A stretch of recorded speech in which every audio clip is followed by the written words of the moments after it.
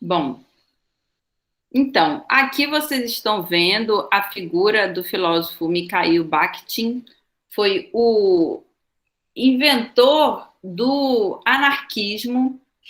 Anarquismo diz, conforme a própria palavra, an é sufixo de negação, arquia é radical de arqué quer dizer princípio, mas quer dizer governo, no caso, pode ser traduzido nesse caso como governo.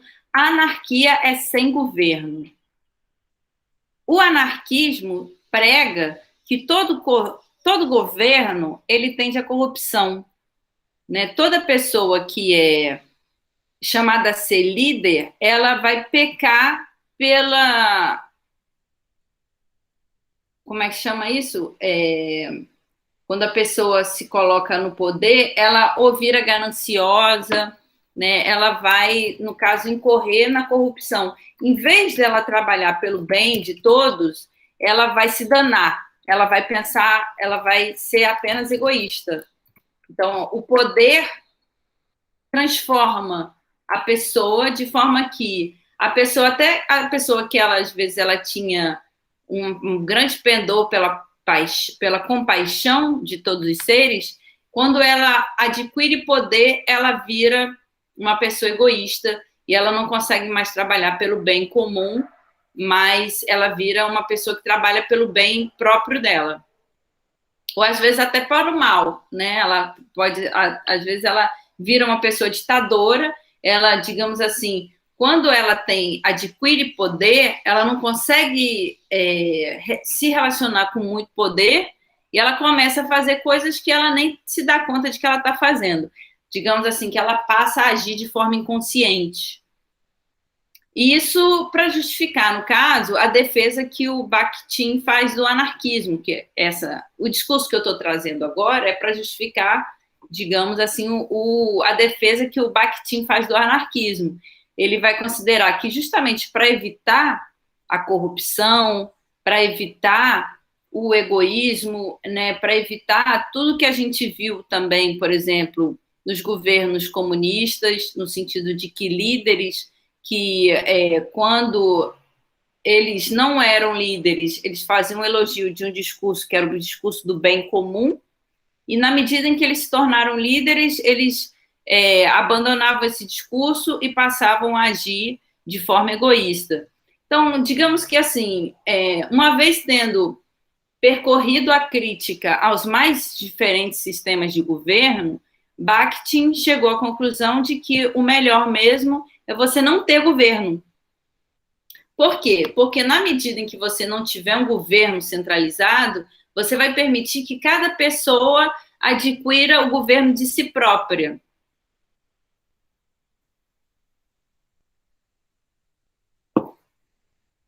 Não se sabe se a pessoa vai conseguir.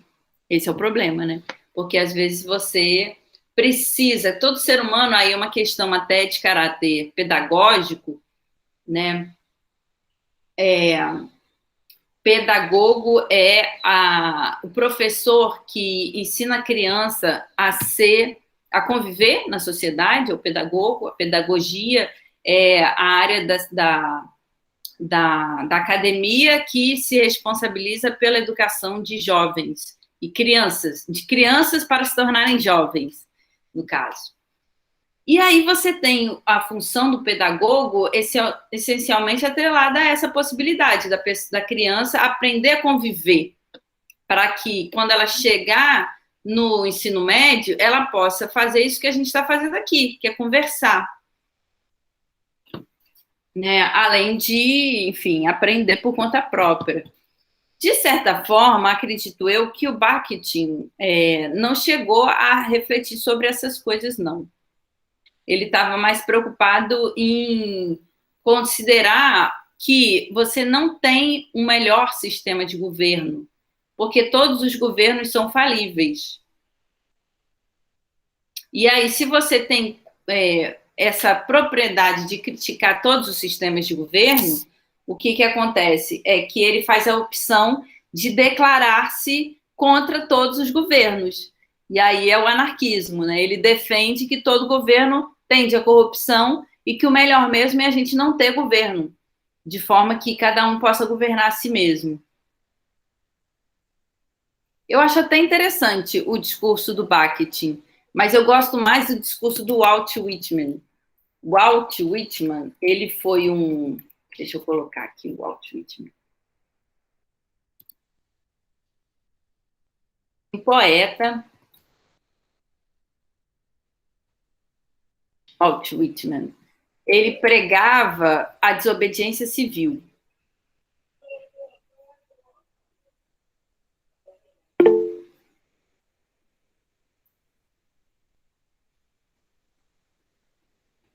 Walt Whitman, tá aí. Ele pregava a desobediência civil. O que quer dizer desobediência civil? Ah, tá bom. A desobediência civil quer dizer que você não vai se prestar a obedecer o governo. E ele pregava, o Walt Whitman, ele pregava a desobediência civil no sentido de que, inclusive, você não pode ser obrigado a pagar impostos. E aí, ele era tão fiel àquilo que ele colocava como necessário, né, que é você seguir isso que ele chama de desobediência dos deveres civis, né, da condição de cidadão. Ele é tão fiel a isso que ele, na vida dele, ele abandona o estado, abandona a cidade e vai morar num casebre no meio da floresta. O Walt Whitman vai escrever uma obra imensa, cuja poesia ainda hoje é traduzida, lida, enfim. E além de ser pregador disso que a gente chama de desobediência civil, né, aí ele não pagava impostos, ele também não votava, ele era completamente abnegado de de todos os deveres de cidadania. Além disso, ele considerava que era preciso a pessoa viver como eremita, né? Ele vivia como eremita, e ele era de uma religião que a gente chama os Quakers. Eu acho sensacional os Quakers. Por que é sensacional? Porque eles pregavam exatamente isso que a palavra diz. Quaker quer dizer que treme. O Quaker, né, você tem os Quakers, como é que chama isso? Tem na química, elemento Quaker. Tá aqui. Aqui os Quakers. Tem os Quakers. Era uma religião mesmo. Grupos religiosos. Tem até a aveia Quaker. A aveia Quaker é dos Quakers, que era uma seita religiosa, né, que pregava um ritual que era o ritual da tremeção. Eles se reuniam e começava todo mundo a tremer. Aí tremia, tremia, tremia, ficava lá vibrando, vibrando, vibrando, e aquele era o ritual. Eu acho sensacional, porque tem uma coisa aí de candomblé, eu acho, sabe? O pessoal se reúne e fica ali tremendo, vibrando. Pode falar, Jorge. Com que objetivo ficasse tremendo assim no meio da sala? Então, acho que além do êxtase místico da experiência em si, era atender ao desígnio de Deus, né? A pessoa, ela tinha uma experiência de epifania, que a gente chama, né? Epifania, e isso para emanar energia. Epifania epi é o ápice, e fania é voz. Epifania é a voz no ápice, e no caso pode ter a presença de Deus, ou dos deuses, ou não. Então, assim, por exemplo, quando você lê uma obra de literatura que o escritor te leva a uma experiência de êxtase, isso é uma epifania, a figura de linguagem que chama epifania.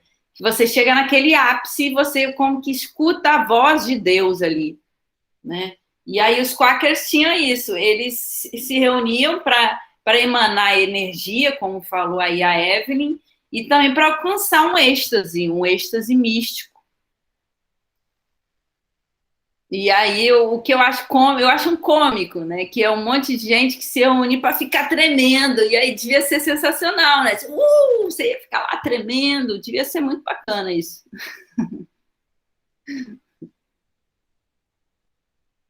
E assim, com certeza, o seguidor mais bacana dos Quakers foi o Walt Whitman, porque ele levou as últimas consequências à própria, digamos, à própria prática, né, que ele acreditava. Então, ele acreditava tão piamente que o Estado ele é algo que corrompe e, por definição, o Estado é um órgão, uma instituição que nos leva a nos corromper, que ele acreditava que para ele seguir o caminho dele, o caminho espiritual de elevação que ele acreditava certo para ele, no caso, a experiência que ele exigiu de si mesmo foi abandono de tudo que era Estado. Então, assim, talvez por conta dele ter escrito a poesia dele, ter sido marcadamente capaz aí de inspirar muitas pessoas a seguirem o mesmo caminho, que ainda hoje a gente lê a poesia dele como uma poesia que traz aí uma experiência, que é uma experiência de deificação, né? De assim, ele se deixou levar pela experiência de um chamado divino e se abnegou de tudo mais. Ele abandonou toda a convivência com as outras pessoas para viver numa choupana no meio da floresta, escrevendo, escrevendo, escrevendo. É uma experiência meio de loucura, né? Digamos que ele destinou a vida dele à escrita da poesia e à pregação. Ele pregava como um pastor. Ele pregava a desobediência civil, que talvez seja uma forma mais radical do anarquismo, porque o anarquista ele prega a destruição do Estado para todos, todas e todos. E o Walt Whitman ele pregava a desobediência civil, ou seja, você se manter crítico do Estado como uma entidade corruptora, uma entidade que corrompe, e que você possa simplesmente dizer não, né? E aí o Walt Whitman, obviamente, foi preso algumas vezes, durante algumas vezes ele foi preso na vida dele, por quê? Porque uma pessoa na sociedade nossa que ela decide não pagar impostos, ela já é uma criminosa. Então, ele foi preso por não pagar impostos. E aí ele defendeu até a última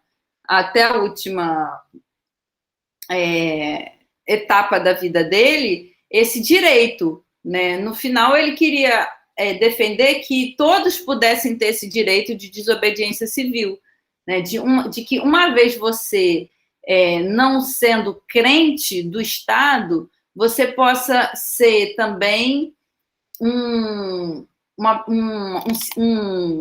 digamos assim, uma pessoa que não se submete ao Estado. E aí o imposto seria uma forma de você estar submetido ao Estado. E aí, então, o Walt Whitman ele prega que você possa não ser submetido ao Estado.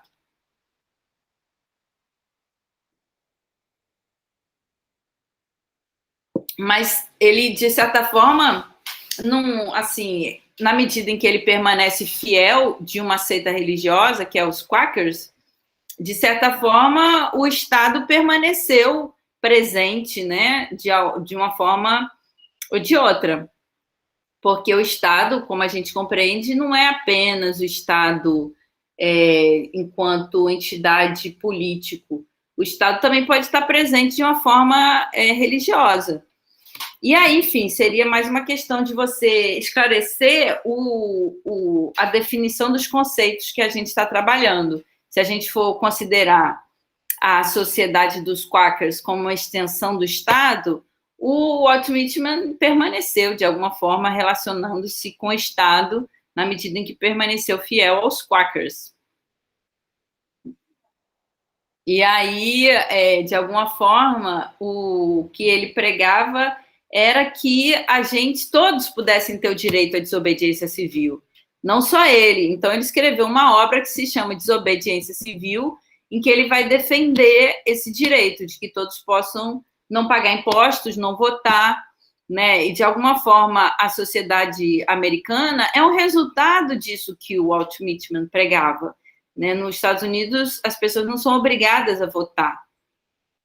E aí talvez seja em função de toda essa luta que o Walt Whitman protagonizou, no sentido de garantir o direito até dos que não queriam ter os direitos garantidos pelo Estado.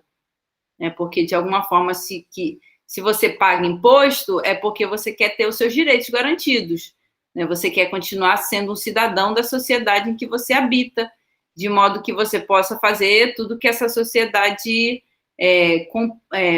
permite. E aí, se você não paga imposto, você vai ser perseguido pelo que a gente chama de leão, né? Que é a Receita Federal, e que vai te impedir de ter os direitos que você acreditava ter.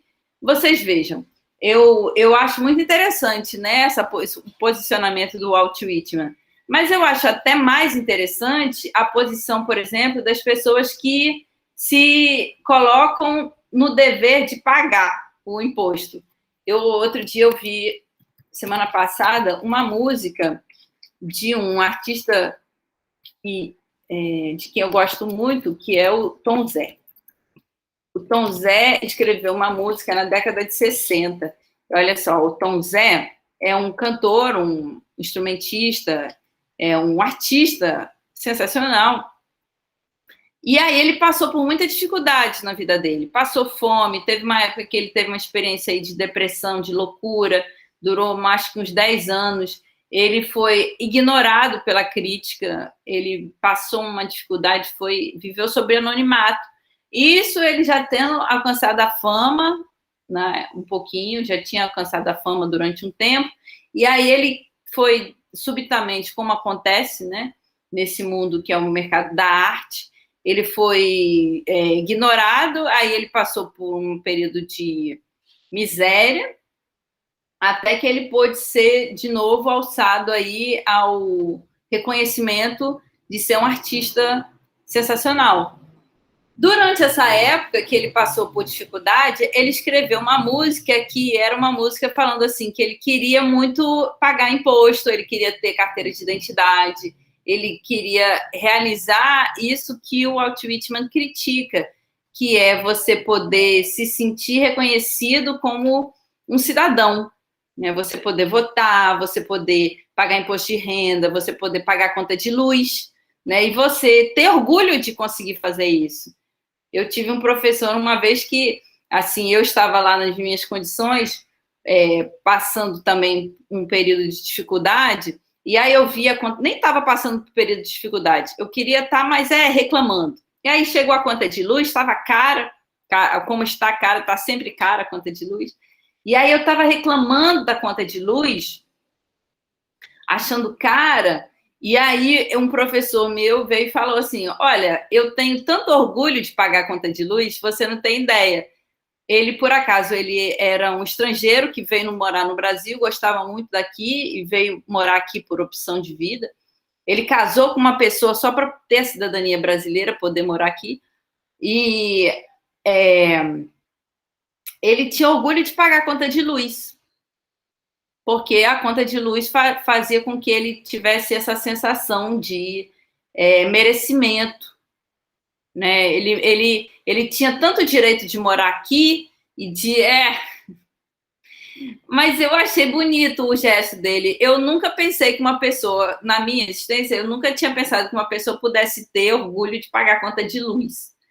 E aí, quando ele falou isso, eu fiquei, caramba, olha só, isso é possível. É possível uma pessoa que tem orgulho de pagar a conta de luz. Eu passei a ter orgulho de pagar a conta de luz. Pela experiência, pela referência. Mas você está certo, Matheus. Eu acho que tem tanta coisa de que a gente pode ter orgulho, né? Pagar a conta de luz talvez não seja a melhor delas. Mas, enfim, a nossa aula de hoje, na verdade, que eu planejei, nem é sobre isso, não. A aula que eu planejei hoje é sobre o seguinte. eu queria trazer, a gente compreendeu, a gente fez na aula passada uma longa crítica, né, sobre o conceito de alienação. A gente criticou Platão como referência à crítica, porque, assim, Platão ele tem uma longa obra, né? São 26 livros. E, em geral, ele é pouco conhecido pelo último livro dele, que são as leis. E vai ser só nas leis, talvez também no Timeu, que ele vai fazer aquela crítica que a gente considerou, que é a crítica da homossexualidade. Que aí ele vai condenar a homossexualidade. Em geral, o Platão é até mais conhecido pelo elogio à homossexualidade. E aí, isso que eu queria esclarecer na aula de hoje, que é o seguinte: o elogio que o Platão faz à homossexualidade está condensado numa obra que é O Banquete. Banquete é uma obra em que Platão vai falar sobre o amor. São 7 personagens, cada uma vai apresentar uma faceta do amor. E aí, antes do final da aula, eu pretendo trazer para vocês uma recomendação, que é um curso que eu estou fazendo sobre o Banquete,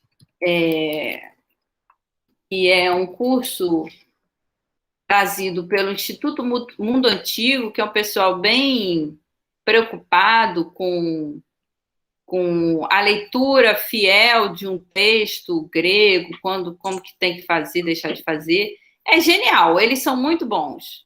Então, eu vou deixar aqui o link para que você... Quem quiser estudar com bastante... Será que não tem um link aqui? Com bastante cuidado... Ih, talvez não tenha um link. Bom, talvez a gente tenha que... Deixa eu ver aqui. Bastante cuidado essa questão da homossexualidade na Grécia Antiga.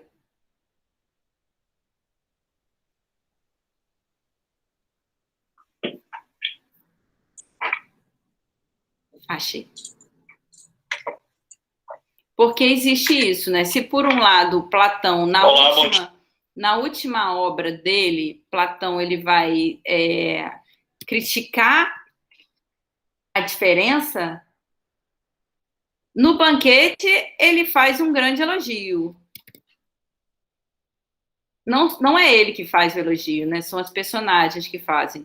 Então, talvez hoje ainda a gente consiga assistir um pedacinho dessa aula, que é muito bacana, que, assim, traz uma visão bem rigorosa sobre como que se dava a homossexualidade na Grécia Antiga.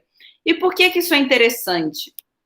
Porque existe um filósofo contemporâneo, que é o Michel Foucault, que vai apresentar na sua obra o elogio da forma como os gregos se amavam, como uma saída para a forma como a sociedade contemporânea, desde a época moderna, confina a sexualidade num padrão que é o padrão refletido nas instituições. Então, Foucault, ele na História da Sexualidade, a obra mais famosa dele, né? Ele vai falar, olha, a história da sexualidade é marcada pela história do cristianismo. Então, desde o mecanismo da confissão instituído pela Igreja Católica, até o mecanismo que a gente fala da compra de um celular, atualmente, né? Tudo isso trabalha no sentido de produzir e confinar a nossa sexualidade num padrão que é o padrão aceitável pela sociedade que é a nossa. Então, toda sexualidade, ela tem uma história, e a sexualidade que é a nossa, segundo Foucault, ela estaria aí presa numa série de mecanismos que nos impede de ser feliz, nos impede de ser felizes, né, dizendo. Então, assim, o Foucault vai falar, olha, a gente tem que ser igual aos gregos. Por quê? Porque os gregos eram livres. Eles não tinham essa mentalidade criada com o cristianismo, que é uma mentalidade de punição. Os gregos não tinham punição da sexualidade, eles eram livres. E aí, nessa aula, que se chama justamente Filosofia e Homoerotismo, no Banquete de Platão, a primeira aula foi no sábado passado, agora vai ter a segunda aula, a gente pode ver isso, como que talvez seja aí o registro escrito mais libertário sobre como que se dava o homoerotismo na Grécia Antiga. Que a gente pode dizer também, né? É mais libertário, vírgula, porque sempre se dá um elogio da homossexualidade no sentido de que essa homossexualidade possa assegurar o funcionamento da estrutura de saber e poder que tem origem na Grécia Antiga. Então, o Foucault ele vai falar, olha, talvez não tivesse filosofia, talvez não tivesse teatro, se não fosse o homoerotismo grego, se não fosse a relação que a gente chama de pederastia. Né? O pederasta é o professor que faz uso sexual do aluno, que seria, na nossa sociedade, considerado abuso sexual. Então, o pederasta, ele seria o professor que faz elogio da sexualidade no usufruto aí da aula de filosofia. E aí, por que eu queria falar sobre isso hoje?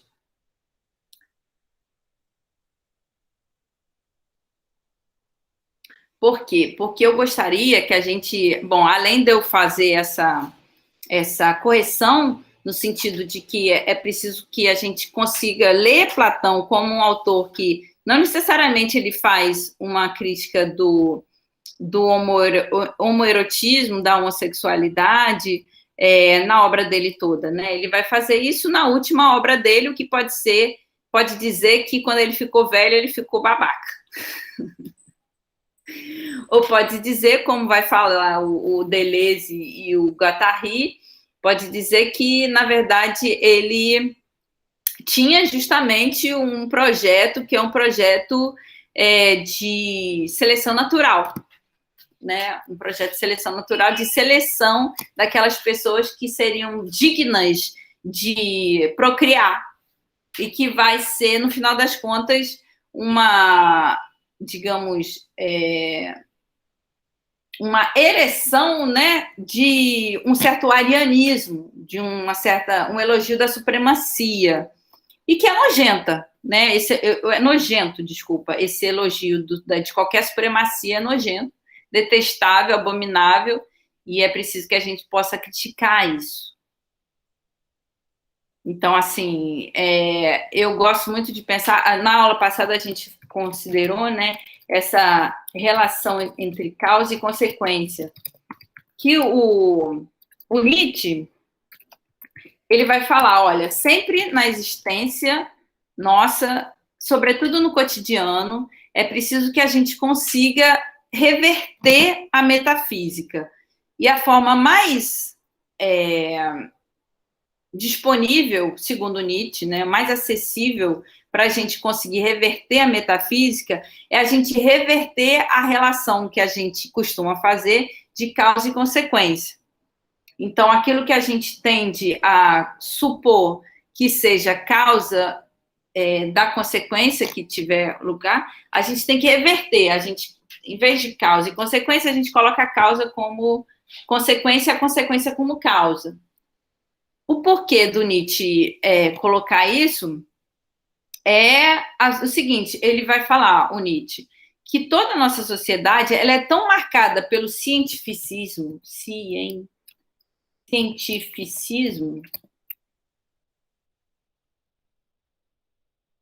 O que é o cientificismo? O elogio da ciência. Cientificismo e começa com positivismo. Bom, o positivismo vocês já conhecem. O positivismo é uma corrente filosófica do século XX que vai considerar que a ciência ela pode ter a palavra final sobre qualquer objeto da ciência. Então, o positivismo ele é cego com relação àquilo que a ciência pode fazer. Ele faz um elogio da ciência por ela própria, né? Superior até à filosofia seria a ciência.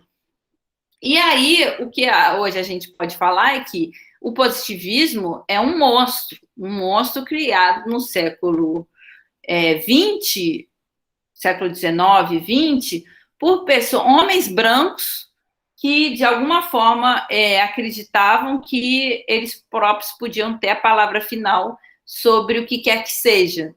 E aí eles formaram uma igreja, até hoje, lá no Flamengo tem a igreja positivista, né, e que eu fui lá conhecer a título de curiosidade, porque eu sou muito crítica do positivismo, né, mas o positivismo era isso, ele acreditava que a ciência pode chegar à verdade sobre o que quer que seja. E aí ele traz o positivismo, o positivista, ele traz como ídolo os cientistas. Então, Newton, Einstein são considerados ídolos do positivismo. Einstein depois, né? Mas, enfim, lá na igreja que tem... É uma igreja, olha para vocês verem. Tem uma igreja no Flamengo, na Rua Cândido Mendes, que é a igreja do positivismo, e vocês, acho que a gente pode até colocar aqui para a gente ver. Mas, enfim, se vocês forem lá, vocês vão ver as estátuas de Newton, né, as estátuas de grandes cientistas, e eles rezam para esses cientistas. É muito curioso, mas, enfim, aconteceu. E por que eu sou muito crítica do positivismo? Pelo mesmo motivo que o Nietzsche vai ser. O Nietzsche vai considerar, olha, se trata mais de um vício, de uma certa situação histórica que nos leva a crer na ciência como detentora da verdade. E aí ele se pergunta, poxa, digamos assim, a gente nem sabe quanto tempo, porque até o tempo seria condicionado por uma situação histórica que é, no caso, por exemplo, o do cristianismo. Então, por exemplo, a gente está no ano 2021, a gente está em 2021, depois do nascimento de Cristo. Em todo o mundo, se a gente for atualmente, se a gente quiser ir, a gente vai ter que se pautar no ano 2021. Por mais que existam os mais diversos calendários. Então, por exemplo, eu acho muito lindo o calendário maia. O calendário maia, ele se orienta a partir do movimento das estrelas. O calendário judeu, por exemplo, ele vai se orientar a partir da saída de Moisés do Egito Antigo. Tem toda uma reflexão sobre a relação de Moisés com o Egito, com a sabedoria do faraó. Enfim, eu gosto sempre quando tem, assim, uma coisa de... a mistura de conhecimentos, né? E quando a gente tem um calendário diferente, é porque teve um conhecimento diferente. Isso, de certa forma, vai ser destituído pela ascensão do calendário comum, que é o calendário que a gente deve aí ao nascimento de Cristo. Por mais que a gente possa ser crítico do cristianismo, se a gente vai para qualquer lugar no mundo atualmente de avião, a gente vai se pautar pelo calendário cristão, porque a gente precisa de um norte da hora que a gente vai chegar. Então, você vai para a Índia, lá tem outro calendário, mas você vai poder ir para lá porque o avião vai chegar lá às 9 horas, e essas 9 horas se deve ao calendário comum, o calendário cristão. Então, digamos assim, com a ascensão da técnica, né, com a ascensão do movimento que é os das máquinas, o avião é uma máquina, o computador é uma máquina, o relógio é uma máquina, a gente tem uma certificação do calendário cristão.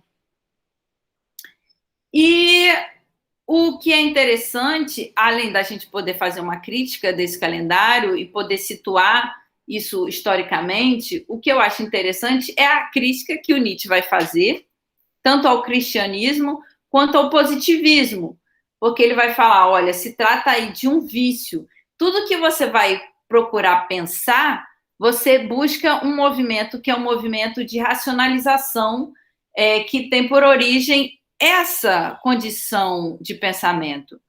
Então, assim, por exemplo, eu estava lendo um texto de um antropólogo, é um texto sensacional, é um texto que vai buscar pensar a crítica que o Nietzsche faz sobre a morte de Deus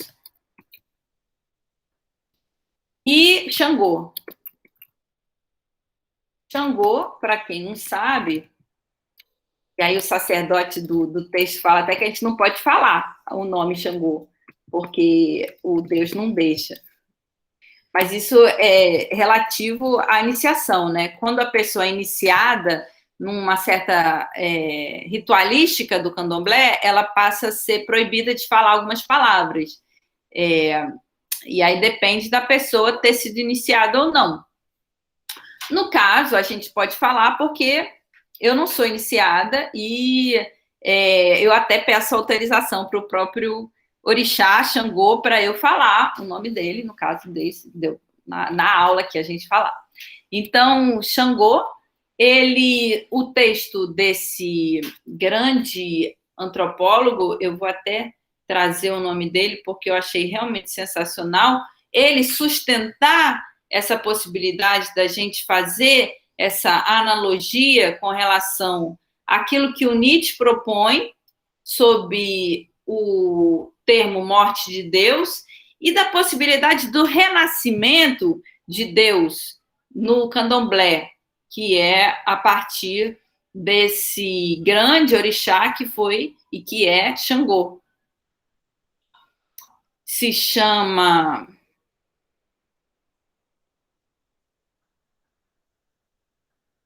José Jorge de Carvalho, da Universidade de Brasília, José Jorge de Carvalho. O texto se chama Nietzsche e Xangô, dois mitos do ceticismo e do desvelamento. E aí o texto vai discutir isso, né? Qual é a vicissitude, digamos, qual é a pertinência de a gente poder ser crente no candomblé de um Deus que está vigoroso e a relação com aquilo que o Nietzsche considerou de morte de Deus, digamos que é o niilismo da sociedade contemporânea. Niilismo, como a gente já falou aqui, nil quer dizer nada, lismo quer dizer crença, niilismo é a crença no nada. Então, Nietzsche vai aí pontuar que a nossa época é uma época niilista, onde todos os deuses cederam lugar para o nada. As pessoas acreditam em nada, elas preferem acreditar em nada do que acreditar em Deus. Esse é o sintoma da nossa época, segundo Nietzsche. E aí, no texto, o José vai defender o seguinte, olha, ele coloca para dialogar essa premissa de que a nossa época é a época da morte de Deus e um grande sacerdote do candomblé que considera justamente que Xangô foi um deus que morreu muitas vezes e que, justamente por ter morrido, que no ritual do candomblé que ele pode renascer. Então, aí é muito mais a partir de uma possibilidade que é a partir da dança e a partir da música, o que se dá um renascimento do Deus. E que a morte de Deus não quer dizer, no candomblé, a morte definitiva, que a morte propriamente é tomada como uma etapa necessária do aprendizado, né? E aí você morre, você renasce, e isso pode se dar a partir do ritual do candomblé. Justamente porque aquela pessoa, digamos, ou aquela entidade que você era antes do ritual, ela se modifica. E aquilo que você era antes morre para que possa renascer um outro ser. No caso do ritual do candomblé, um ser muito ele aprendeu sobre isso, sobre o que é morrer.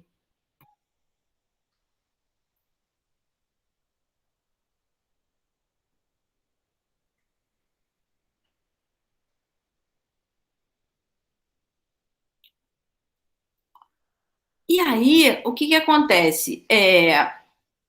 Então, é assim, a crítica que o Nietzsche realiza já é uma crítica muito vigorosa, no sentido de mostrar que sem que a gente se dê conta, a gente é atravessado, digamos, por uma falta de pensamento, né, pelo senso comum, que a gente chama, no sentido de que, às vezes, a gente tem a oportunidade de realizar um grande aprendizado, por exemplo, ouvindo os animais, né, como fazem os pajés nas tribos indígenas, que apenas ouvindo um passarinho, às vezes ouvindo um cachorro, ouvindo um gato, você poderia aprender algo essencial.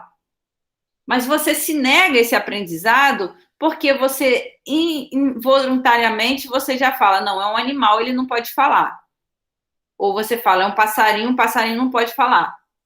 Ou é uma árvore, então não pode falar. Uma árvore é sempre uma árvore, não pode falar. E aí, o que o Nietzsche vai falar? Olha, isso aí é um vício de uma situação histórica que é a nossa, que tendeu, pela situação histórica da civilização europeia, tendeu a desacreditar desses elementos da natureza em função de uma exigência de uma compreensão de causa e consequência. Então, você vê um ser se movendo, a tendência é você falar, bom, tem uma causa, né? Igual o Aristóteles, que ele considera, olha, a alma é o único ser que move a si mesmo. Todos os outros seres, eles estão relegados à alma poder movê-los ou não. Então, se uma árvore se mexe, tem alguém mexendo a árvore. A árvore não poderia mover-se sozinha. A não ser que você compreenda que a árvore tem uma alma. Pode ser que o Aristóteles compreendesse que a árvore tem alma, mas o que aconteceu na história da ciência, que vai culminar no positivismo, é a questão de você ter uma relação de causa e consequência e na compreensão de que a árvore ela não se mexe. Né? E se ela se mexe é porque tem um ser movendo ela. E aí você pode buscar a causa do ser que está movendo a árvore, porque ela, pela essência dela, ela não se mexe. Ou seja, existia uma cartografia, né, um modo de ler a realidade que nos convenceu de que a realidade ela é inanimada, que ela não tem vida na realidade, que a realidade é uma coisa em si inanimada.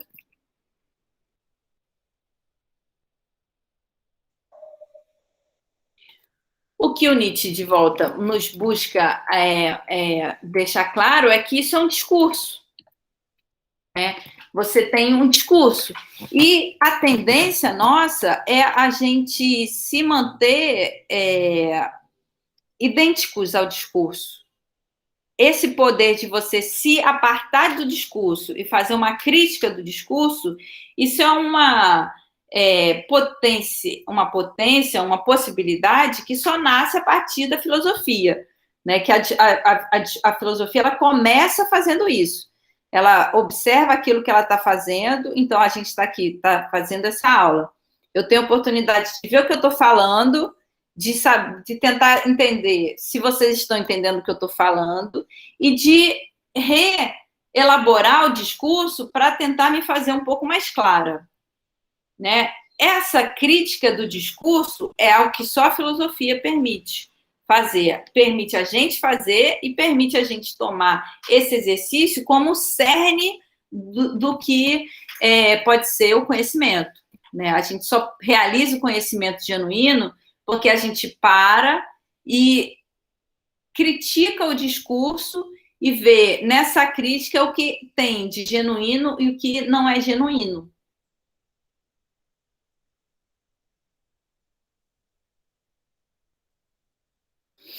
E aí, você poder fazer isso é sensacional, né? Você poder fazer essa crítica do discurso. E no positivismo, a gente não tem isso. Para a gente poder, assim, acabar com o positivismo de uma forma definitiva, eu queria trazer o Lombroso, que foi um grande defensor do positivismo, e tem uma tese, que é uma tese absolutamente bestial, uma tese absurda, e que vai ser defendida e que vai ser julgada pertinente durante pelo menos uns 20 anos. Qual é a tese do Lombroso? Eu acho que eu até já falei dele aqui. A tese do Lombroso é a seguinte, ele fala aqui o seguinte, o criminoso, ele pode ser identificado anatomicamente. E aí ele vai considerar, olha, eu tenho essa tese, a tese é criminosos são anatomicamente identificáveis. Criminosos são anatomicamente identificáveis. Ele é um cientista italiano de 1900 e pouco. E aí ele tem essa tese, criminosos são anatomicamente. Quem vocês acham que vai ser considerado criminoso? Vai ser um homem branco, europeu, burguês? Não. Claro que não, né? Quem é que vai ser anatomicamente considerado apto a ser um criminoso desde bebezinho? Pessoas negras e indígenas. É óbvio, né? Mas agora a gente pode dizer que é óbvio. No sistema de ciência elogiado pela Academia Italiana no século XIX, vai ser absolutamente pertinente. Ele levantou essa tese, olha, criminosos são anatomicamente identificáveis. E aí ele vai fazer o quê? Ele vai até a prisão e ele vai medir o cérebro dos criminosos e a anatomia dos criminosos para asseverar que criminoso é o ser que tem um cérebro maior e é o negro e é o imigrante. E aí defende essa tese e aplaudido, vai ganhar até prêmio, né? E vai morrer convicto de que estava certo. Porque existe toda uma discursividade, né? Todo um aparato tecnológico, científico, para assegurar que o preconceito que ele está tendendo, que ele afirma como científico, seja, de fato, considerado científico pela ciência da época. Exatamente. Né? Então, imagina rejeitar uma doutrina cristã, como Mateus está colocando, e cultuar uma outra doutrina.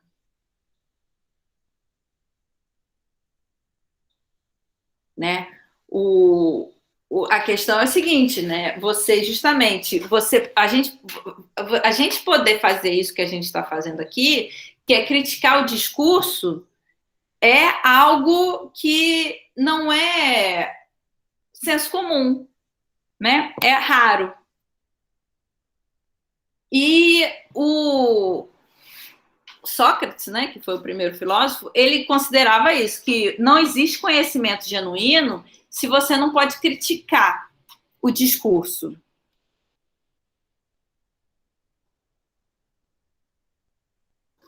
Por mais que isso exija um trabalho.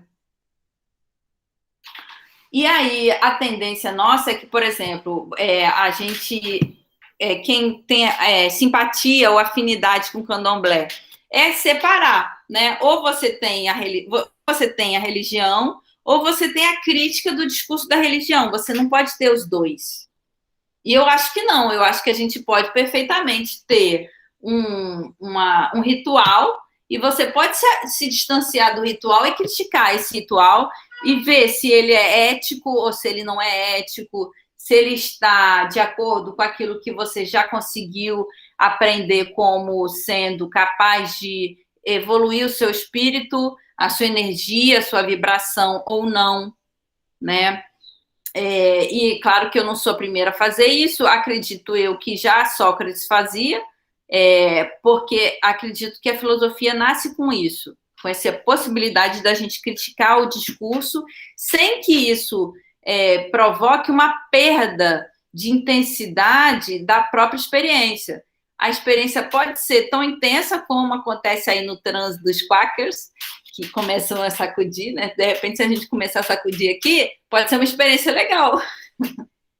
Mas isso não faz com que a gente deixe de acreditar que essa crítica que a gente realiza do discurso seja a essência do conhecimento, né? Você poder criticar o discurso, desconfiar do discurso, você se manter atento, para que não aconteça exatamente isso que aconteceu com a Academia Italiana do século XIX, asseverar preconceitos e ainda assegurar que isso seja ciência, né? Talvez, e eu até estou buscando não realizar essas críticas à ciência, porque a gente está numa época que é a época do negacionismo, né? Do negacionismo, ou seja, da negação do discurso da ciência como sendo um discurso capaz de nos precaver sobre aquilo que acontece. Então, eu sou muito mais crítica do negacionismo do que sou crítica da ciência. Mas o que eu gostaria é da gente poder criticar os dois, né? A gente poder criticar a ciência e poder criticar o negacionismo e poder criticar as seitas, poder criticar tudo e ter essa convicção de que a crítica nos fortalece, né? E, inclusive, acredito eu que o poder maior está em realizar a crítica. Mas digamos que eu estou muito sozinha nisso. E aí, se vocês puderem estar comigo, eu agradeço. Por conta do seguinte, eu tenho muitos amigos e amigas que se devotam a seitas, né? E aí, por exemplo, tem um guru que é o Osho. Quando eu era adolescente, existiam muitas pessoas que eram fiéis ao Osho, que o Osho era um guru, um líder religioso que pregava yoga, pregava... eu acho que ele pregava até abstinência sexual, que eu acho que era isso, que foi o que foi bom para ele. Porque vocês sabem que volta e meia a gente lê nos jornais algum escândalo relacionado a algum líder religioso que foi acusado de abuso sexual. Exemplo, João de Deus, né? João de Deus que, com a graça divina, ele está preso e não vai sair da prisão tão cedo. E está doente, e tem que estar mesmo. Mas, assim, o João de Deus é um caso do que volta e meia acontece, né? Volta e meia acontece de um líder religioso ser acusado de abuso sexual. E aí a gente pode fazer uma crítica disso. O que acontece, afinal de contas, que volta e meia um líder religioso funda uma seita e passa a abusar das mulheres, até dos homens, e a pessoa só vem a descobrir muito depois que serviu-se ao abuso de determinado guru, ou líder religioso, ou até professor, né? E ficou traumatizada por isso. O que acontece?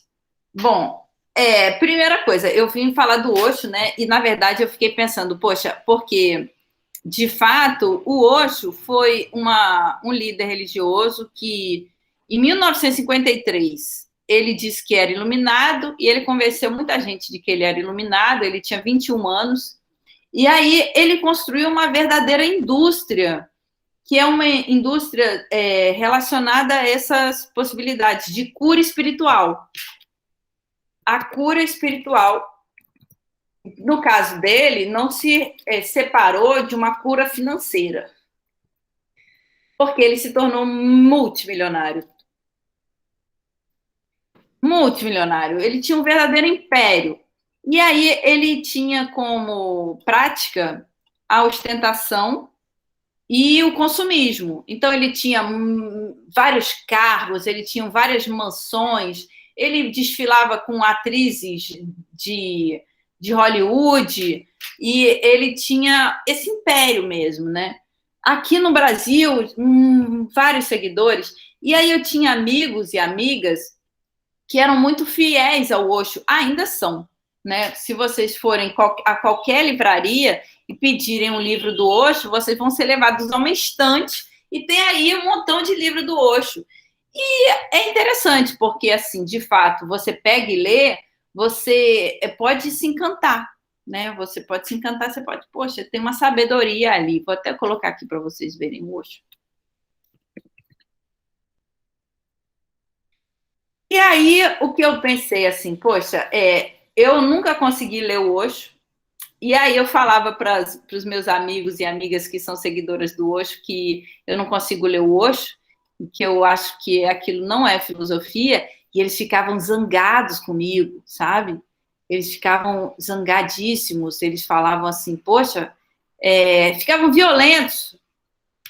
E se eu viesse falar que aquilo não era filosofia, eles ficavam mais violentos ainda, eles queriam me matar porque eu falava que o Osho não tem conhecimento genuíno, eu não conseguia ler, mas eu entendo hoje que quando eu estava criticando os seguidores do Osho, estava arrogante eu, né? Porque, afinal de contas, o Osho, até onde eu sei, ele nunca foi acusado de abuso sexual, como foi o João de Deus, como foram inúmeros líderes religiosos. Então, de certa forma, ele tinha uma ética, ainda que não era a ética com a qual eu concorde, porque era uma ética do capitalismo, era uma ética do consumismo, era uma ética da ostentação da riqueza. Talvez se não tivesse essa ética da ostentação da riqueza, ele nunca ia conseguir fazer o império que ele fez no seio de uma sociedade extremamente capitalista, que é a sociedade americana, né? E aí, o que eu acho interessante é o seguinte, o consumismo, né, essa compreensão de que Deus aceita, Deus ou os deuses, ou o próprio guru, ele aceita e reivindica a possibilidade, o direito do enriquecimento financeiro, eu acho interessante da gente pensar pelo seguinte, assim como no Brasil, né? No Brasil a gente vai ter o Paulo Coelho. O Paulo Coelho é outro líder, guru, que eu não consigo ler. Eu tenho muitas amigas e amigos que são seguidores do Paulo Coelho. E aí, quando eu falo, poxa, eu não consigo ler o Paulo Coelho, só de eu não conseguir ler, eles já me veem esquisito. Aí já olha assim, poxa, é como se eu falar que eu não consigo ler já fosse um atestado de que a coisa é ruim. E aí eles se sentem violentados por conta dessa crítica. Eu consigo compreender o seguinte, que eles se deixam alienar de uma forma tão intensa na figura desses gurus, que a crítica a esses gurus significa a crítica a eles. Então, eles não conseguem separar eles dos gurus. E quando a gente fala, eu não falo mal, porque não é da minha índole, né, falar mal. Eu falo assim, poxa, eu acho esquisito. Talvez quando eu falo isso, talvez eu fique um pouco enervada, que é assim, eu não consigo entender, simplesmente assim, um sujeito que ostenta um império de luxo e ele ser visto como um sujeito espiritualmente elevado. Né? Para mim, não encaixa a ostentação capitalista da elevação espiritual. Mas eu estou no seio de uma sociedade que me permitiu fazer essa crítica, que é a nossa sociedade brasileira, que tem uma estrutura que a religião oficial do Brasil é o catolicismo, né? O que a gente tem no catolicismo? A gente tem uma crítica muito grande sobre o enriquecimento. Não sei se vocês conhecem essa frase, que é mais difícil um rico entrar no reino dos céus do que um camelo passar pelo buraco de uma agulha. Né? Não é isso, Evelyn? Né? Essa compreensão, né, de que o enriquecimento ele é um mal em si. A luxúria é um pecado mortal e deve ser condenada. Então, compreender que uma pessoa iluminada venha fazer ostentação da luxúria, para mim, é incompatível. Pode falar, Matheus. E acredito que, professora, que aí já esteja a contradição do catolicismo, né? Porque prosperidade, a gente tende a acreditar que... Primeiro, espiritualidade. A gente tende a acreditar que espiritualidade ela só acontece no campo do dos povos étnicos, né? Então, acreditam que só existe a prosperidade no sentido pós-vida, né? A gente vai... O catolicismo também tem essa, mas é diferente das outras religiões, né? E a gente também tem, na verdade, o Brasil, né, tende a acreditar que pessoas brancas, assim, né, pessoas brancas, elas não são espiritualizadas, né? Elas não prosperam na sua espiritualidade. Só que aí a gente pega a contradição no catolicismo nos seus mandamentos, é que, por exemplo, se a gente olhar para os territórios brasileiros e ter como exemplo a PUC, por exemplo, o campus da PUC, ele não é caracterizado como território brasileiro. A polícia não pode entrar lá.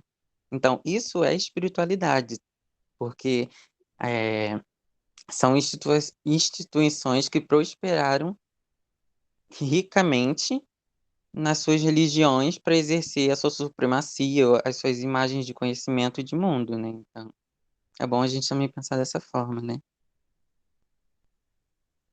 Com certeza. Obrigada pela crítica, Matheus. Com certeza. Aquilo que o catolicismo propaga não é o melhor dos mundos. Isso está claro. E mais, né? Existe algo que é essa hipocrisia, né? A hipocrisia da Igreja Católica de fazer um discurso de condenação da riqueza e ter, assim, ser donatária de inúmeras posses, né? De terra que a própria Igreja prefere deixar improdutivas do que ceder ao pobre. Então, assim, a Igreja Católica é uma igreja extremamente rica, que tem um discurso de condenação da riqueza, mas que tem como, digamos, pertinência, ela considera pertinente ter riquezas. Então, ela condena aquilo que ela tem. Essa hipocrisia, de certa forma, é uma característica da Igreja Católica que permanece inamovível, né, imóvel, desde a criação da Igreja na Roma, né, no Império, acho que é de César. Mas é exatamente, a gente pode criticar. E mais, é justamente por criticar a Igreja Católica que vai surgir o protestantismo. Então, o protestantismo, quando ele surge na Alemanha com Lutero, traduzindo o Novo Testamento e alterando isso que na doutrina católica era a condenação do enriquecimento, no protestantismo vai virar elogio. Então, se por um lado a gente tem na Igreja Católica a condenação do enriquecimento, no protestantismo de Lutero, na Alemanha, de Calvino, na Inglaterra, você vai ter o elogio do enriquecimento. Não é à toa que a gente tem na sociedade americana, que é uma sociedade fundamentalmente protestante, você vai ter justamente o elogio do enriquecimento. Então, nas sociedades protestantes, você vai ter pessoas elogiando o enriquecimento. É o oposto do que se dá no catolicismo. Agora, pensando na nossa situação aqui de Brasil, né, o que a gente tem no Brasil? A gente tem um processo de globalização que vai se dar ali na década de 80, que vai trazer os meios de comunicação de massa para a sociedade brasileira. Então, vai tornar possível que todo brasileiro, toda brasileira passe a ter conhecimento sobre a existência da televisão. Eu passei por isso, né? A minha família do interior de Minas Gerais, no sertão de Minas Gerais, era muito divertido ver isso, né? Quando chegou a televisão, era uma pessoa só que tinha televisão. Mas toda a sociedade local descobriu que existia televisão, que existia esse aparato tecnológico que permitia você assistir novela, assistir jornal. E isso, por mais que a gente às vezes tenda a ignorar como algo capaz de realizar uma revolução, de fato realizou, que é essa possibilidade de que você compreenda que num lugar você pode ter em todos os lugares, né? Que é como o computador tornou possível. De certa forma, vocês estão aqui em casa e eu estou na casa de vocês, graças a esse aparato eletrônico que é o computador. E aí a televisão funcionou um pouco como isso. De certa forma, a televisão trouxe essa possibilidade de que era possível a interconexão imediata, instantânea. Então, a própria noção de tempo modificou-se, porque eu estava no interior de Minas Gerais, mas, assim, psiquicamente, né, pela alma, era como se eu estivesse aqui no Rio de Janeiro, porque era sempre novela brasileira que estava passando, era sempre novela sustentando a branquitude, né, que a gente sabe, para poder ser demovida desse lugar de superioridade que era propagada na novela, precisou de muito trabalho do movimento negro para que as pessoas negras pudessem ser trazidas como protagonistas da novela. Foi uma revolução aí protagonizada pelo movimento negro, uma exigência do movimento negro, assim como pessoas indígenas estarem na televisão, mas que, assim, precisou para ser realizado de muita luta, né? E aí, o que acontece? Assim como você tem a televisão chegando, você tem também o desencantamento de mundo. Então, eram sociedades que tinham aí uma relação com a natureza, uma relação de encantamento, né? Quando eu ia lá, sei lá, eu ia no Rio, eu ficava encantada com os animais, eu conversava com os animais, as pessoas daquela comunidade conversavam com os animais. E aí, quando chega a televisão chega falando, olha, o mundo não é aquilo que você acha que o mundo é. O mundo é o que a televisão fala que o mundo é. E o que a televisão fala que o mundo é? A televisão fala que o mundo é um universo desencantado, que ali você não tem Deus, você só tem ser humano, né? De uma forma assim brusca, e você tem uma hierarquia de valores em que você não vai ter lugar. Né? Você não pode, você se identifica, se você se identificar, você se identifica porque você precisa estar com alguma carência muito forte, e você fala, não, eu sou aquela mulher que está ali, loura, racista, e porque é aquilo que está sendo trazido como bom e eu quero ser boa, então eu vou ser igual àquela mulher, supostamente, né? Então você tem aí toda uma propaganda de sistema de valores que vai consumir o que antes era encantamento de mundo na sociedade brasileira.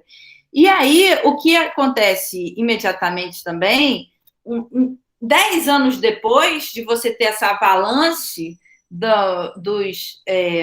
das mídias de massa na sociedade brasileira, você vai ter a ascensão da igreja evangélica, das igrejas protestantes.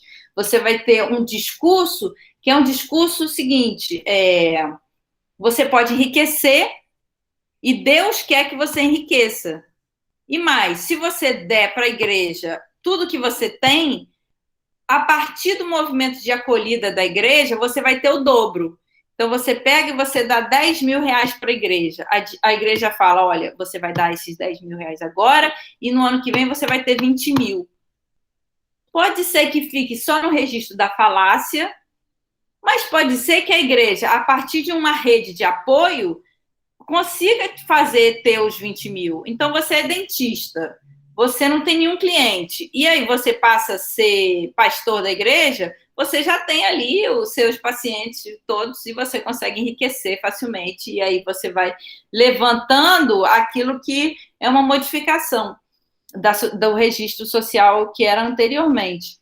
Então, assim, uma vez, quando eu estava fazendo meu doutorado, eu fui convidada a pensar no seguinte, tinha uma professora que fazia uma pesquisa na Sociedade da Maré, e ela estava pesquisando a revolução protagonizada pelas igrejas evangélicas e protestantes nas comunidades carentes.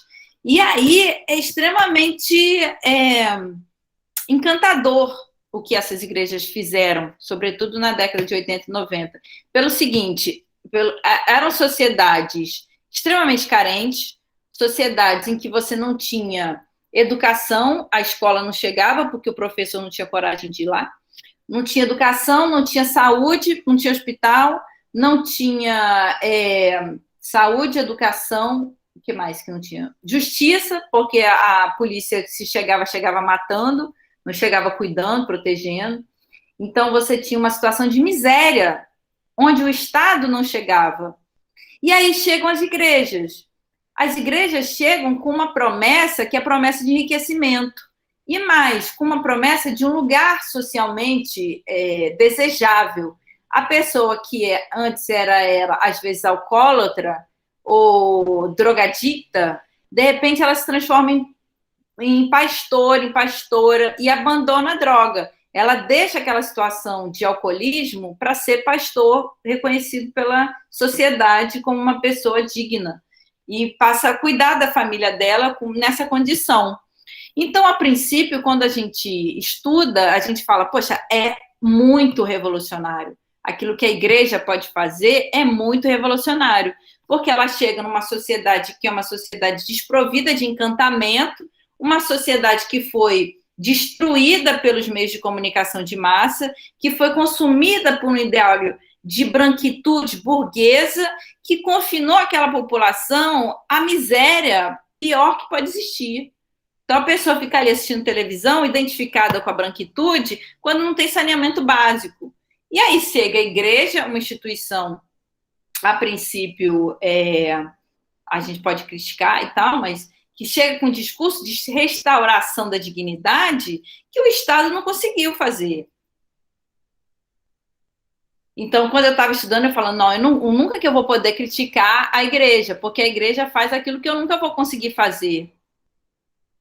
Mas o problema é que é pouco tempo. Então, o que acontece? É que a pessoa ela vira pastora durante 1 ano, 2 anos. Depois ela volta para as drogas. Então, o que acontece é que é como se fosse um remédio que vem, aplaca ali uma dor imediata, mas depois a doença vem piorada. Então, assim, o que, de fato, só um projeto de pesquisa acadêmico para conseguir levantar esses dados, né? De que é uma promessa de revolução que termina aumentando a doença. Ela não consegue aplacar a doença. Então, a pessoa abandona o álcool, abandona as drogas por 1, 2 anos e depois volta pior. É uma limpeza superficial, exatamente, Evelyn. O que acontece é que é uma promessa de revolução que imediatamente transforma aquela situação local, mas que a longo prazo não se sustenta. Por quê? Porque não é a escola que chega, é a igreja. Então, esse processo de desconfiança do discurso, ele não é a tônica. O processo revolucionário, ele só pode ter lugar mediante a educação.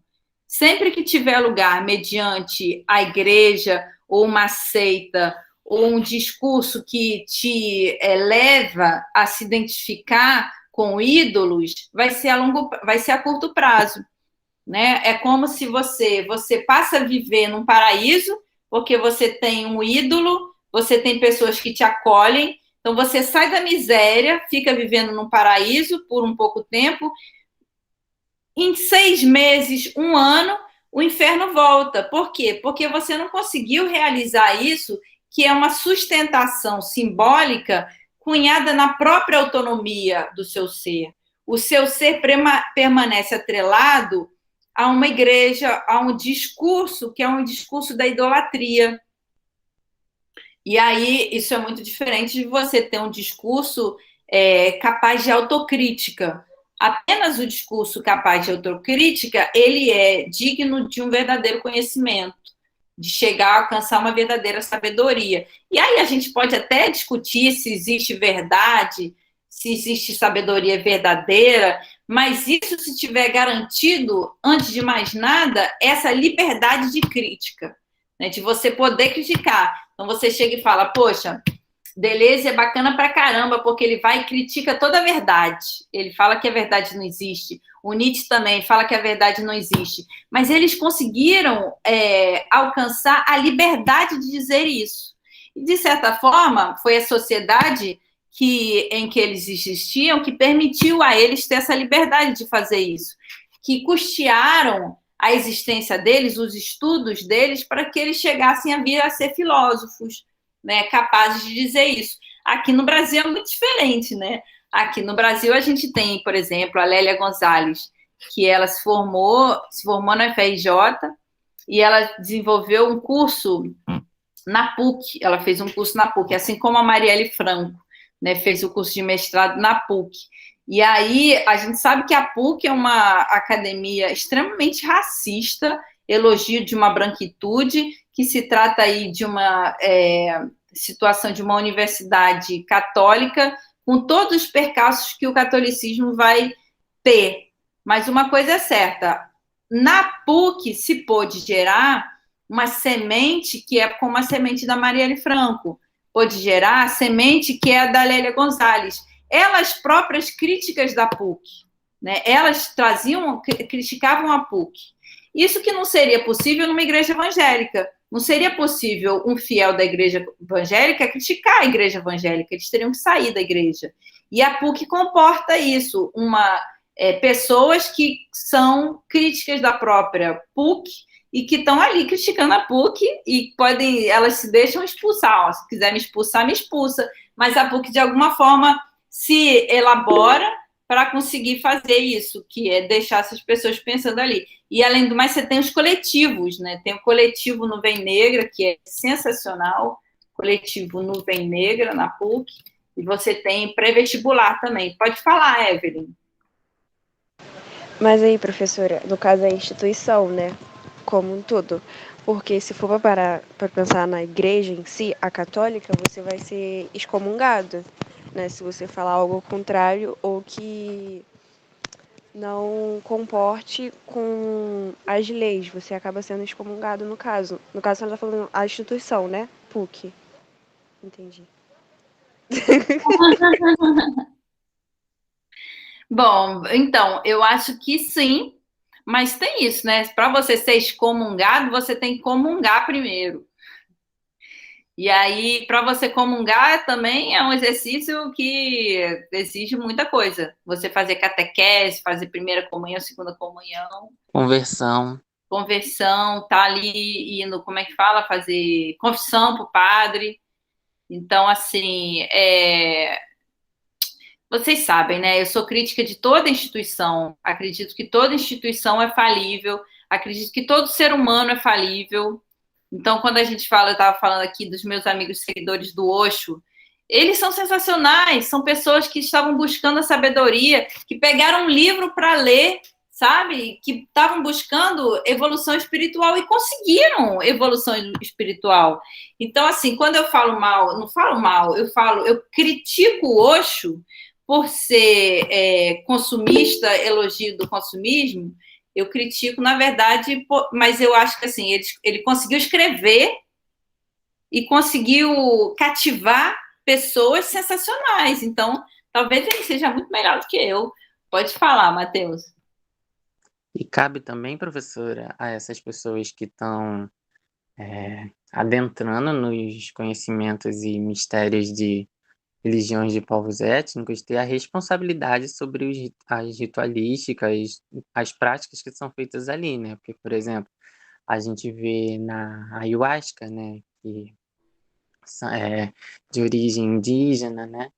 E a gente percebe como pessoas brancas, né, a branquitude, ela procura esses lugares justamente com a busca dessa prosperidade espiritual, né, com essa conhecer, né, assim, uma ascensão espiritual que vai levar elas a um campo, assim, um espaço vazio onde não se sabe ao certo o que vai ter lá, né? Porque é isso que elas têm na cabeça, elas não conhecem os mistérios, não entendem a importância da ayahuasca e elas buscam de forma muito superficial, sem responsabilidade nenhuma.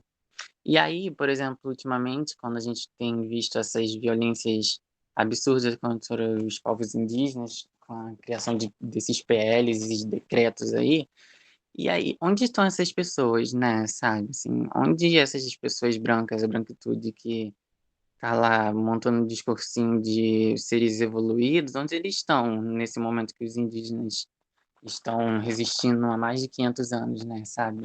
Ou fazer o uso, se apropriar dos mistérios e da importância desses ervas e medicinas é uma violência também, né?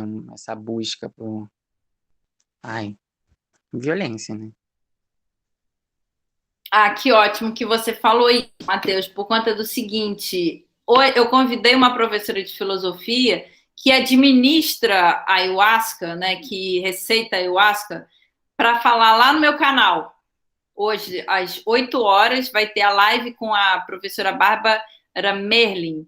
Vai falar sobre o ayahuasca. E aí, eu confesso que eu nunca tomei, mas eu estou curiosa para saber o que ela vai falar. Eu sou amiga de muitas pessoas que tomam com frequência. Acredito que o meu caminho, pelo menos, é o caminho de buscar a sabedoria pela lucidez. Eu já fico muito doida lúcida. Imagina drogada. Eu acho que eu não ia conseguir muito continuar dando aula. E eu acho maravilhoso dar aula para vocês, então eu acho incrível. Justamente por isso, né? Vocês estão sempre à frente, poxa, eu fico muito feliz. E aí, o que eu acho interessante, eu mesma venho trilhando esse caminho, que é de como que a gente pode ter astúcia e crítica com relação a essas seitas. Justamente essas seitas que vêm se aproveitando de uma lacuna que é com relação ao caminho espiritual, né? Aqui no Brasil. Como a gente falou, poxa, nos Estados Unidos foi formada uma verdadeira indústria de xamanismo. Até os índios, que nem são pessoas mais ligadas aos deuses, os índios americanos, eles não são tão ligados aos deuses mais, os deuses da floresta, porque nem tem floresta quase lá. Então, assim, é um universo profundamente marcado pelo desencantamento. E aí, o que eu considero é o seguinte: bom, no universo das religiões de matriz africana, você tem um norte, que é o seguinte: as religiões de matriz africana, elas são matriarcais, tá? Então, são sociedades que defendem a consideração de que a mãe ou a mulher, ela tem um lugar que tem que ser assegurado, que é o lugar de liderança. E o que a gente mais vê são religiões, tanto do candomblé quanto a umbanda, que você nem tem mulher líder. Então, às vezes, é um homem branco que, por mais respeito que eu tenha a essas culturas, quando eu vejo que tem um babalorixá, que é o pai de santo, que ele sozinho tem ali o direito, se sente no direito a ter uma seita, sem nenhuma referência feminina, eu acho suspeito, porque não faz sentido, né? O mais interessante, o genial que você tem no candomblé e na umbanda é o respeito com relação ao feminino, né? E pode falar. Pode continuar, professora. Então, o que eu ia falar para terminar a defesa do matriarcado é o seguinte: a Angela Davis, ela tem uma frase encantadora, que é o seguinte, que ela não vai descansar enquanto uma mulher negra estiver passando por situação de injustiça, né? Que o mundo só vai mudar, que a revolução, de fato, só vai acontecer quando nenhuma mulher negra estiver passando por injustiça, por sofrimento. E aí eu sou muito fiel, sou muito devota das religiões de matriz africana por isso, porque elas tomam como norte fundamental o cuidado com o feminino. E isso a gente não tem nas outras religiões, né? Tanto no catolicismo, quanto na igreja evangélica de uma forma geral, né? Aí, tentando pensar o universal da coisa, você tem homens líderes. Enquanto nas religiões de matriz africana você tem mulheres líderes. E isso faz toda a diferença quando a gente está lutando contra o patriarcado. Pode falar. É muito importante, professor, isso que a senhora disse, porque eu também tenho pensado esses dias sobre exatamente sobre a Umbanda, né? Sobre quando foi que a Umbanda virou coisa de branco, né? Então, a gente sempre percebe como, se você perguntar para alguém assim, o que é Umbanda para você, o que é Candomblé e qual a proximidade que você teria com alguma dessas religiões, né? Essas espiritualidades. Obviamente a pessoa dirá a Umbanda, né? Porque houve uma higienização, né? Uma ideia de esquecimento da Umbanda, onde tem que atribuir a ela a imagens de orixás, entidades brancas, né? A gente vê, por exemplo, Iemanjá, né? Como Iemanjá é representado por uma mulher branca, de cabelos longos, liso, é, simbolizando, não sei, sempre com um espelho na mão, simbolizando. Ai, nem sei o que essa galera pensa, mas a gente perceber como, por exemplo, voltando para falar da ayahuasca, né, como ela também acontece na Europa, né, e aí eu tenho acompanhado outras vidas dissidentes, né, que existem na Europa e que relatam como é a experiência dentro desses espaços, né, e eles são tomados totalmente por, por pessoas brancas exercendo práticas que não correspondem a seus processos históricos, espirituais, de suas corporidades.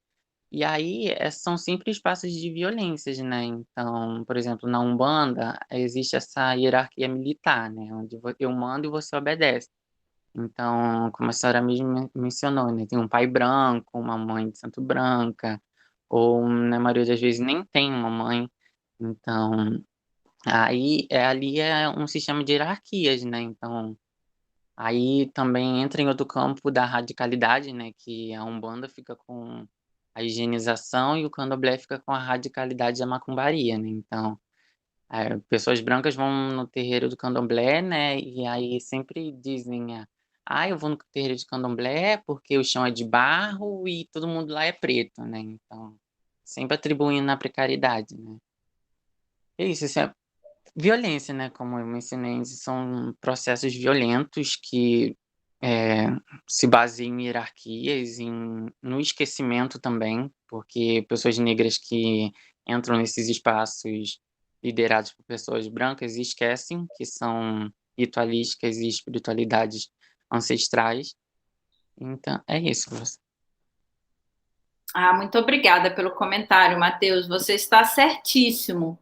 Com certeza, assim, eu posso, além dessa dica, né, de você ter ali a consciência de que se trata, muitas vezes, dessas instituições de asseverar as violências que já têm lugar na sociedade burguesa, capitalista, como eu acredito que aconteceu com Osho, né, que aí você tem justamente o asseveramento dos preconceitos e o soerguimento, né, desses preconceitos como parte da ritualística, né, uma cegueira desgraçada, a danação, que isso aí para mim é muito mais coisa do demônio, né, do que de algo sagrado.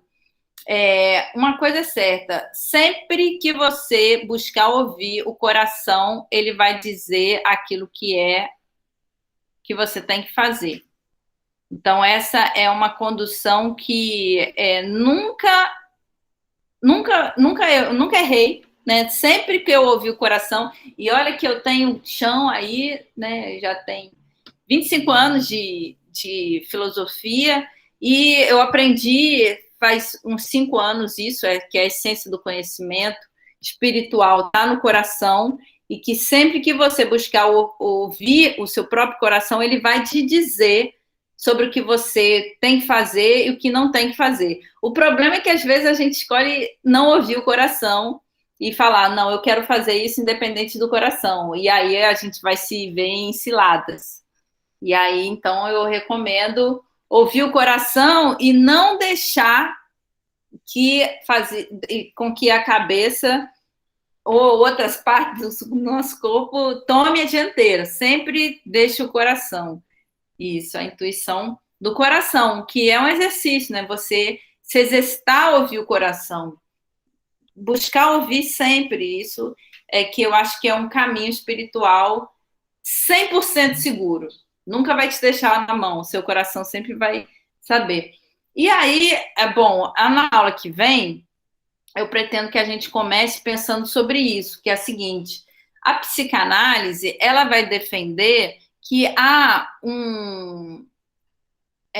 digamos, uma coisa que é muito importante para a gente conseguir evoluir psiquicamente, que é o vocabulário da psicanálise, que é o seguinte, é o conceito de objeto transicional. Objeto transicional, que é o seguinte: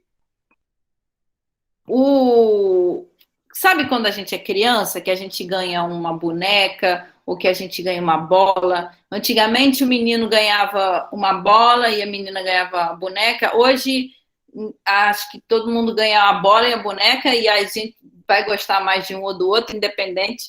O importante é que a gente tenha a bola e a boneca, todo mundo, e que seja azul e rosa, todo mundo tem que ter direito a um brinquedo rosa e um brinquedo azul.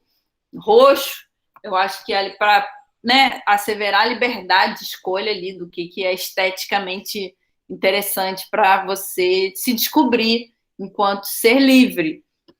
E aí, o que eu acho interessante que a psicanálise oferece para a gente pensar é o seguinte: a gente tem que ter objetos transicionais. Quando a gente é criança, a gente precisa de um brinquedo para a gente aprender a compartilhar, para a gente aprender a existir. O problema é que, de uma forma impensada, assim, o consumismo ele se apropria dessa necessidade humana para fazer o âmbito daquilo que é próprio do motor capitalista, que é a ostentação. Então, se a gente, por exemplo, precisa de um brinquedo, o capitalista já coloca ali toda uma série de hierarquias de valor em cima do brinquedo. Então, a criança que ela brincava com uma bola e era feliz, hoje ela precisa de um mega videogame para se sentir querida. E esse é o problema, é isso que a gente tem que pensar como resolver. Então, na semana que vem a gente começa com isso. Eu quero agradecer muito a presença, a participação de vocês, deixar um beijo no coração de cada um, desejar um ótimo fim de semana e até a semana que vem. Tchau, professora. Bom final de semana. Beijo, professora. Bom final de semana. Até Até a a próxima aula. Tchau, Luane. Obrigada pela presença. Professora, Oi, Jorge. Professora, deixa a prima falar.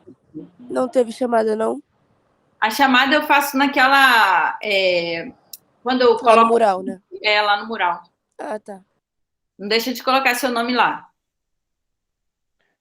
Professora, eu tenho uma questão pequena que eu fiquei pensando assim, que a senhora estava falando sobre religiões que...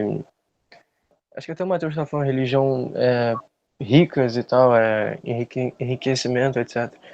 Eu até fiquei pensando assim, será que todas as religiões possíveis que são predominantes hoje em dia, sei lá, que tem principalmente no mundo, será que é possível não existir uma religião que é enriquecida de certa forma? Claro, com certeza. Mas estrito senso, assim, se a gente fosse parar para discutir, né, as histórias das religiões, o que mais aconteceu foi que digamos, a iluminação de santos, e aí até eu não falei sobre o que eu queria falar, que era o caso da Santa Nossa Senhora Aparecida, que era uma santa negra, e aí para falar sobre que, né, na verdade, nas religiões, o que a gente vai ter, e que isso é pouco falado, é que você tem um caminho, que é um caminho disponibilizado pela religião, mas que normalmente a pessoa que consegue seguir o coração, ela passa a ser crítica da religião. E aí ela cria outra religião, que eu acho sensacional. Então, assim, todos os santos, os santos da Igreja Católica, eles negaram a riqueza, né? Eles abandonaram a vida de luxúria e seguiram o caminho aí da abnegação, justamente, o caminho da pureza do caminho espiritual. Então, é muito... O oposto é o que há, né? Você tem, pelo menos na Igreja Católica, você tem um caminho que é o caminho da santificação, você tem um caminho de pessoas que optaram por o abandono completo das riquezas financeiras, né, pecuniárias, e a determinação de seguir um caminho espiritual com base apenas na crença, na fé. E aí conseguiram fazer milagres. Entendi, é interessante, Luciano. É interessante isso aí. Que está interessante. Enfim, professora, mais um dia louco, né? Um dia de uma professora de filosofia, né? Mais um Tchau. dia de aventuras. Tchau, querido. Obrigada pela pergunta, eu adorei. Tudo bem, até a próxima semana. Tchau, tchau. Tchau. Mais um dia de aventuras de uma professora de filosofia. Oh, que fofo.